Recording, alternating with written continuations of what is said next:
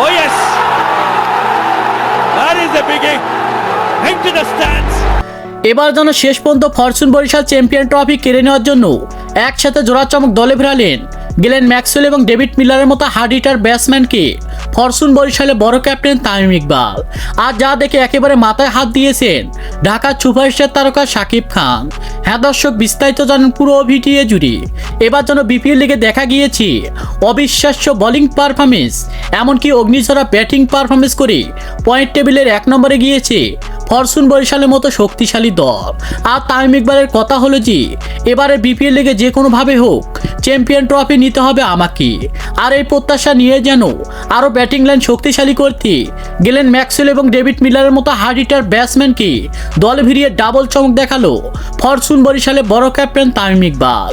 তামিম ইকবাল বলেন যে এই হার্ড হিটার ব্যাটসম্যানরা যদি আমার ওপেনিং পজিশনে হার্ড হিটিং ব্যাটিং পারফরমেন্স করে তাহলে যেন অনায়াসে ম্যাচ জেতাবে আমার দলকে।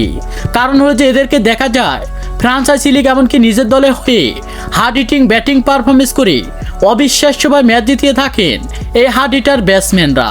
আর তাই আমি টাকার পরোয়া না করে এমনকি ফরচুন বরিশালকে চ্যাম্পিয়ন ট্রফি তুলে দেওয়ার জন্য এমন হার্ড হিটার ব্যাটসম্যানকে আমার দলে ভিড়িয়েছি আমি। তো দর্শক, পারবে কি ফরচুন বরিশালের বড় ক্যাপ্টেন তামিম ইকবাল এমন হার্ড হিটার ব্যাটসম্যানকে দলে ভিড়িয়ে আবারও শেষ পর্যন্ত ফরচুন বরিশালকে চ্যাম্পিয়ন ট্রফি তুলে দিতে? সে বিষয়ে আপনাদের গুরুত্বপূর্ণ মতামত জানাবেন আমাদের ভিডিওর কমেন্ট বক্সে। ধন্যবাদ।